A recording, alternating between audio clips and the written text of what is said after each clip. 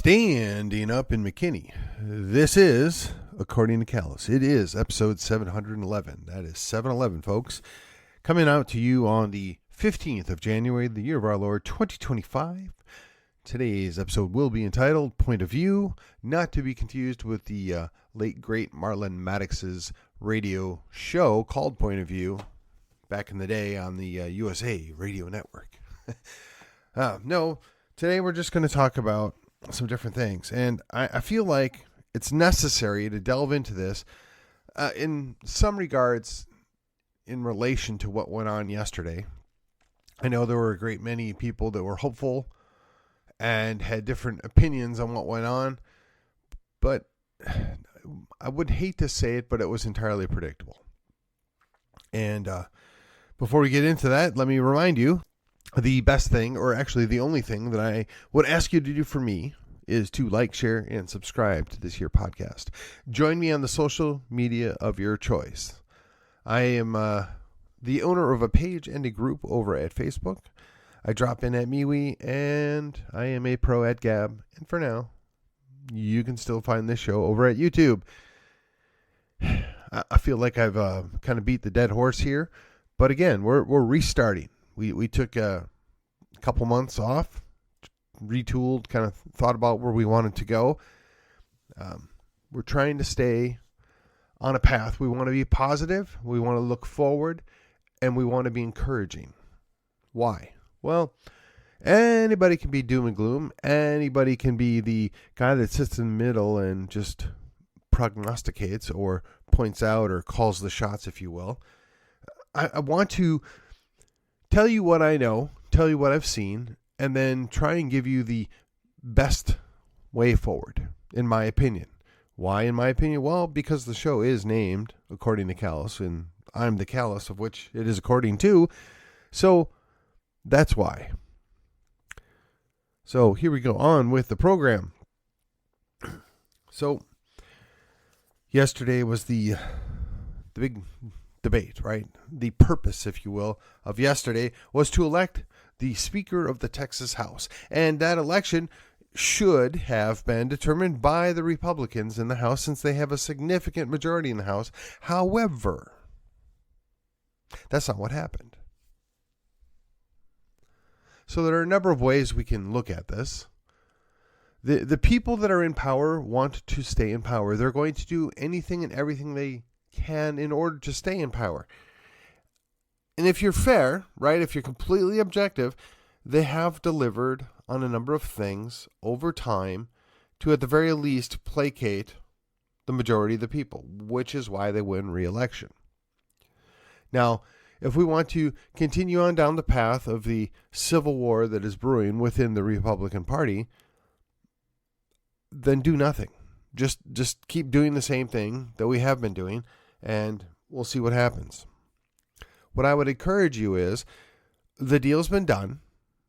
They won. They won the battle. And let me put this in perspective. If you look at what's going on in the context of a larger event, I'm going to use World War II only because I think most people that would be listening to me are at least somewhat familiar with that.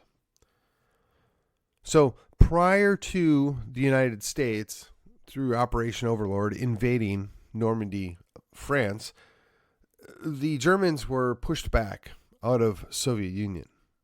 Now, there are a number of reasons why that happened, namely because we gave a ton of material and money to the Soviets, and two, because the Soviets just didn't care how many people died.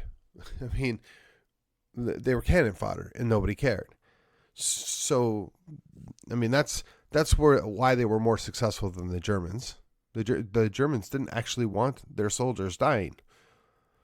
Everybody else, fair game, not so much for the soldiers. Okay, so that being said, putting it in the context, the war was over for the Germans. They just didn't know it, right? They had, again, taking a step back, taking out all the good, bad, and otherwise out of the scenario, they had their Eastern Front was a terrible mistake, and now we came in from the west or the northwest, and the Germans won battles.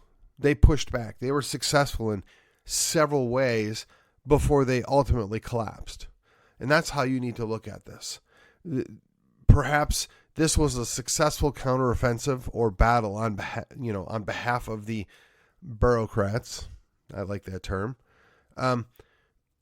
They won. They got their speaker, but it's a fragile coalition, right? They're going to have to work with the right. They're going to have to work with the real Republicans because they have to deliver. And they have to deliver enough stuff to ensure that they get elected.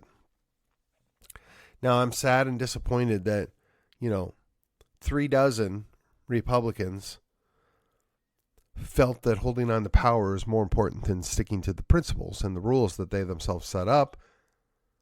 But again, this is the world we live in. We have to understand what we're dealing with. We have to accept that there's a whole lot of other things going on here, namely money. Let's just be honest. It's usually about money. And if it's not money, it's power. And if it's not power, it's money. That's what politics is all about, right? We knew that when we got in. And if you didn't, you need to get up to speed. You accept it. So what's the primary purpose of making sure that you get a good, solid speaker? Because the speaker chooses the leaders, or the sub-leaders, if you will, for all the committees. Now, you can say, well, the speaker shouldn't be able to do that. That shouldn't be solely up to the speaker. How did we get to this place? Well, I would agree with you, but that's the way the rules are. That's the way they set it up. And I would suggest to you they did it that way on purpose, because individual elected officials don't like to be held responsible for things that happened, particularly when they're not completely under their control, which is why over the years we've watched, even in Congress, in DC, the king of the swamps, if you will, they constantly pass off their authority and their responsibility to the next person higher. They want the credit when they win, but they want to be able to blame when they lose. And they think that autocratic is better in many ways. Now, I'm going to be honest. There is something to be said for having specific powers granted to a specific purpose, to a specific person, that is a lot more effective and a lot more efficient. But it doesn't always give you the outcome that you're looking for. So the point of view here is the Democrats think they won, or the progressive leftist socialists think they won, and they did get the lesser of two evils in their own opinion. But I would suggest to you, setting aside that they're likely going to still have Democrat chairs, but I would suggest to you that the rhinos, the center right, the establishment, the whatever you want to call them, whatever pejorative you want to use, they're still Republicans. They're still going to do quasi-conservative stuff. All is not lost. Now, I had a conversation with somebody the other day, and the person reiterated the idea that all of politics is theater. Well, I don't know if all of politics is theater, but I certainly subscribe to most of politics is theater, right? They have to make it look good. They have to exaggerate things. It's other people have related to most political events are nothing more than WWE. It's wrestling, right? It's a predetermined outcome. And then they put on a show designed to excite their viewers. The concept of "are you not entertained" comes to mind here. But the reality is there are real outcomes. There are consequences for what's gone on. Now, from my point of view, I'm disappointed, but not surprised. I think a lot of my grassroots friends are disappointed and maybe not entirely surprised, but they really thought that they had delivered, right? We flipped a number of seats. We threw some of the bums out. We've retrenched and we've done some things. We had the governor get involved in some races. We had the AG involved in a ton of races. We should have put the fear of God in these people. But again, it's over. They know they've got at least one more term to do what they want to do. And there's a whole lot of money involved here.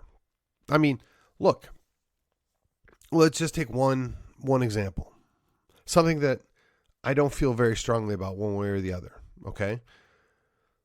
The casino gambling, destination resort gaming, that is going to be shoved down our throats from the Texas House. It's just a given.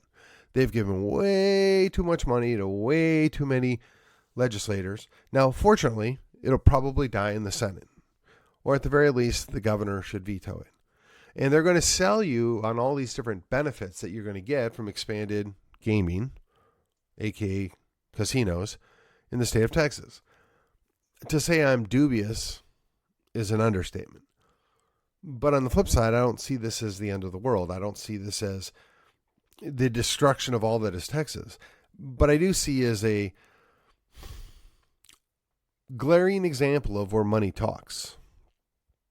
It would seem to me the thing that would make the most amount of sense is, I don't know, to pick up Bob Hall's bill that he's been working on for at least a decade now to fix and or harden the grid in Texas.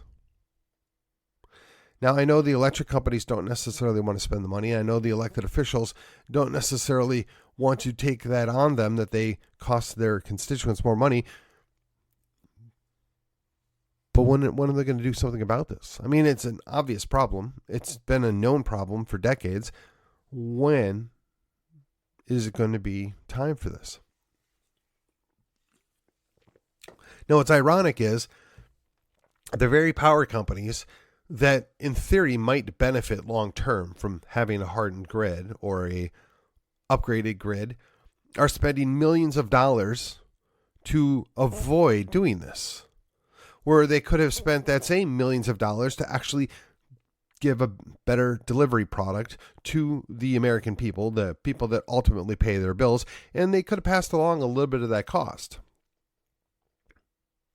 And I think the general public would gladly pay 2-3% more for a legitimate, stronger, better grid so that we don't have another snowmageddon, so that we don't have the brownouts or the blackouts that follow, catastrophic events.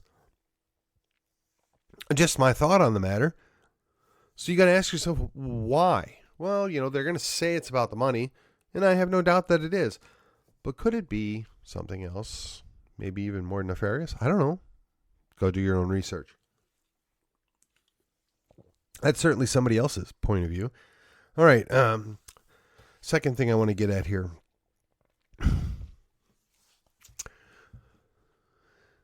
In my opinion, we essentially have some kind of a draw going on here. What do I mean? The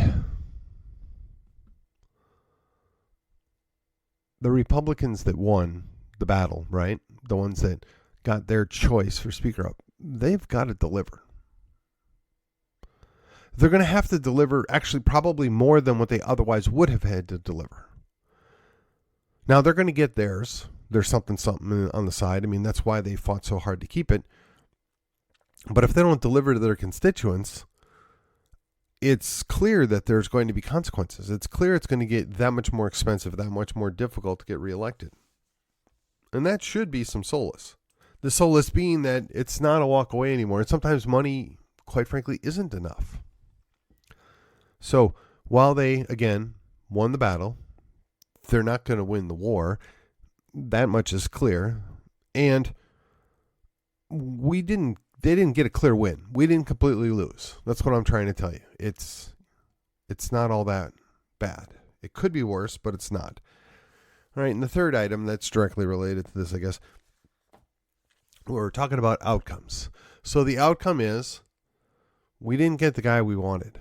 Now, from the Rhino point of view, or the establishment point of view, the center-right point of view, they're all very happy because that means they're going to be able to slow walk more, hard right bills, more real conservative action bills, more liberty bills. They're going to be able to slow walk them. They're going to be able to delay them. They're going to be able to claim, oh, we just ran out of time. We just didn't have enough. Oh, and that's, another convenient excuse. And I wonder what else is at play there. But be that as it may, the outcome.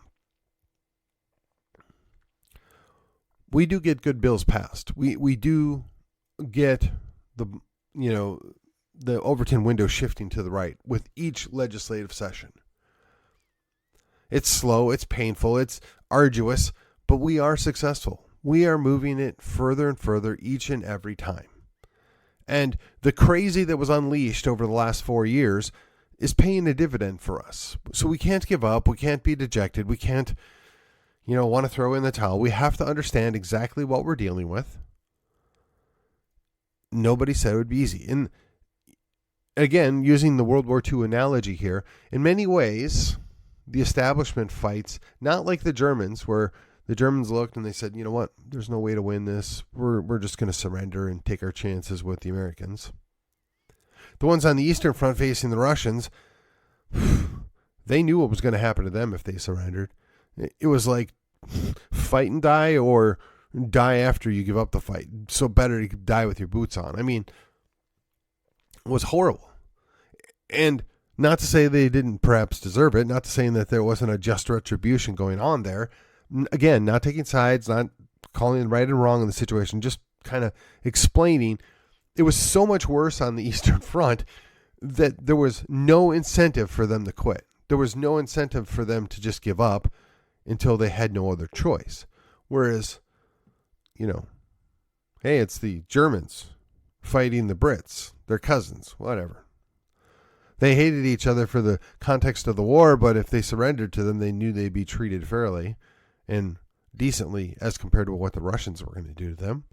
And the Americans even more so, right? Because a whole lot of those Americans that came over probably were half German or a quarter German. And there was, I wouldn't call it an affinity, but let's just say a lack of desire to kill them all. Just, again, pure speculation. I wasn't there. I didn't have any direct family member involved in that either. So I don't know. But just from what I've read, what I've seen, the evidence suggests that it was so much better to surrender on the Western Front than it was on the Eastern Front. And they were highly motivated. And I think that's what we're dealing with. The rhinos, right? The establishment, the ruling elite, the oligarchy, whatever you want to call them. Again, I don't necessarily subscribe to the pejoratives that are being used here, but in some cases they're legitimate. I think they think it's worse to surrender to the right wing than it is to the leftist progressive Democrats.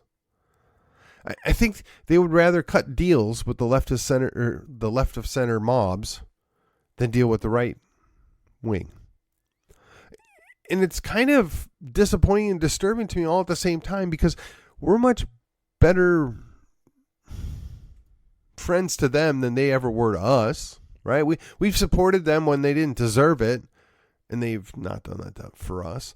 And we would forgive all if they would just deliver the things that we've asked them to deliver time and time again. But if the leftist progressives take back over, right, the socialists are never, ever going to give them their bone. In fact, there's tons of historical stories of the traitor to his country or the traitor to his city or to his army. No sooner did the quote-unquote bad guys or the ones that paid him off win that they either ostracize him or kill him. Because, I mean, if he would switch on his own people, what's he going to do for them? Right? There's no way you can prove out that they're going to be loyal from that point going forward. If you're not loyal to your own kin, to your own country, why in the world would you be loyal to the bad guys, right? The invaders. And again, I apologize if this is not a pretty story here, right? I apologize if you can't get past the fact that I used the Germans and the Soviets. It's an analogy. They're not the same thing. They're worlds apart. But it's just a way of understanding things. It's a way of framing things. And again, it's a point of view. I think the best thing that we could do going forward, and this is really what I want this episode to finish off on, the best thing that we can do going forward is have some of our leaders, some of our solid conservative leaders, approach the Burroughs gang and basically say, you know, you won the battle. You got to keep your place. And this can go one of two ways.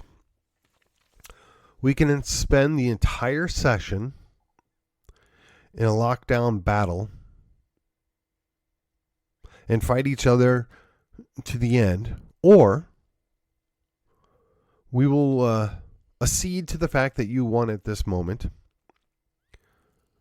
but we're going to give you a list of demands of things that are non-negotiable. They have to be at least voted on. Win, lose, or draw, they have to come to a vote.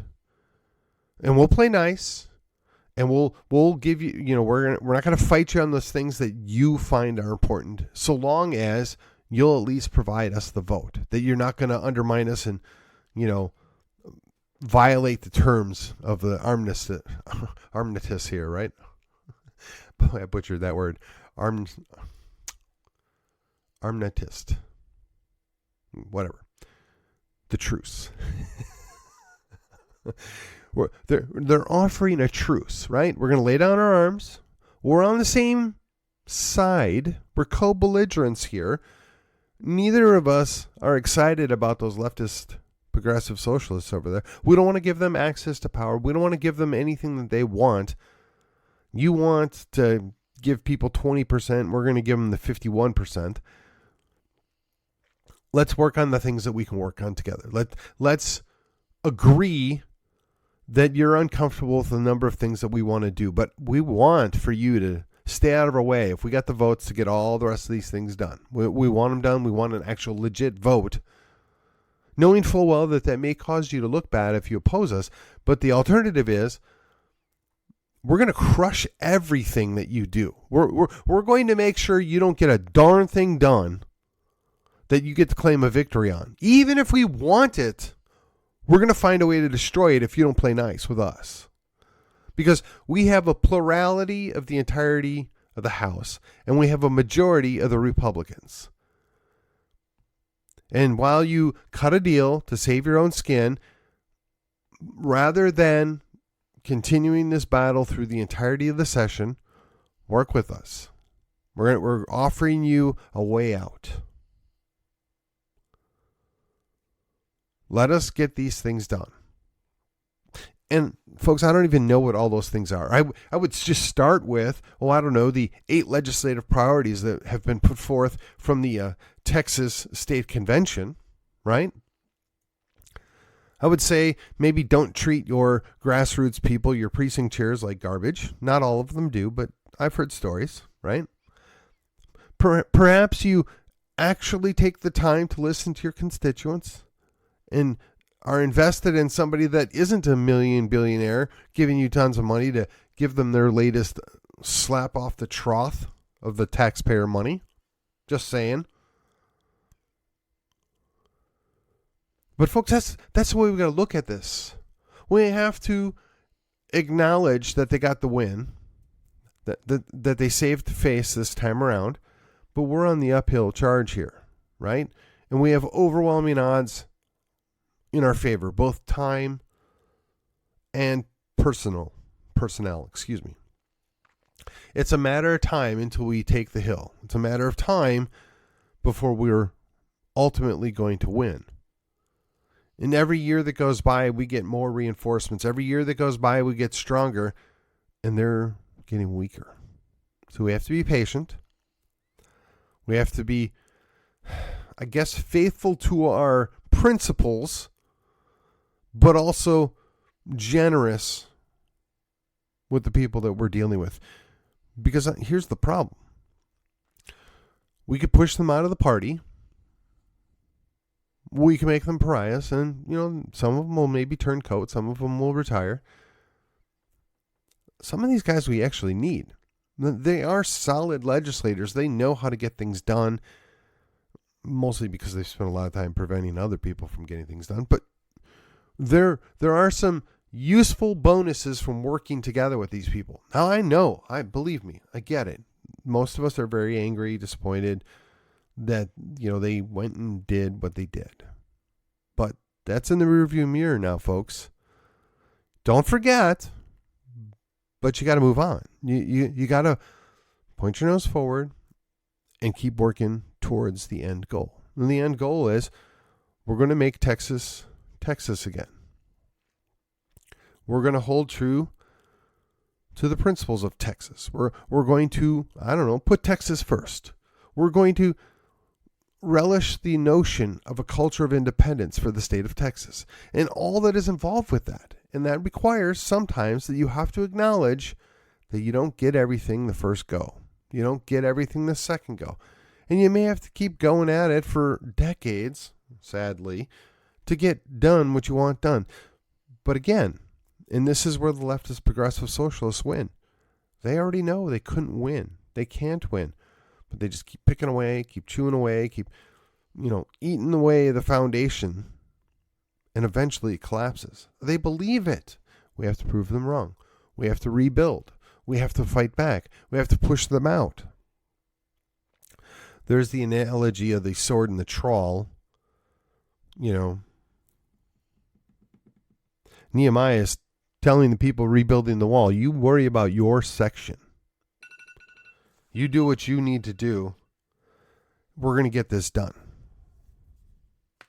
Ladies and gentlemen, that's where you need to start. Right where you're at. Right in your own life, right in your own city.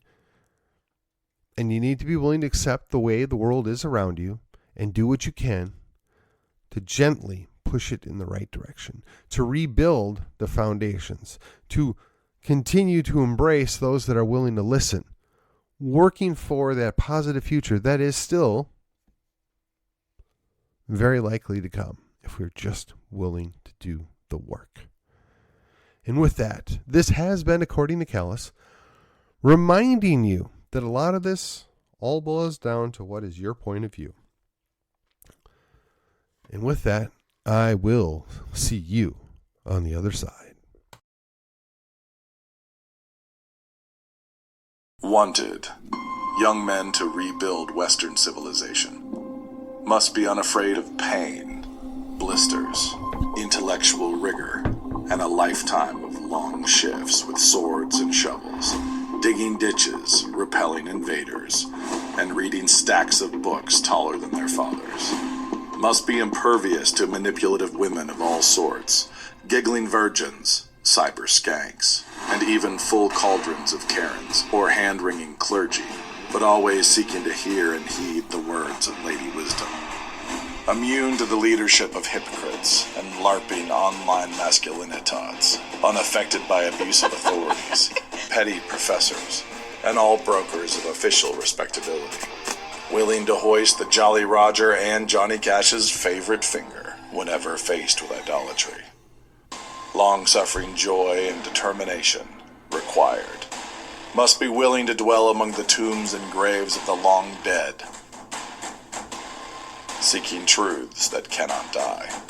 Exhaustion guaranteed. Conflict guaranteed. Mortality guaranteed. New St. Andrews College. Liberal arts for the undaunted.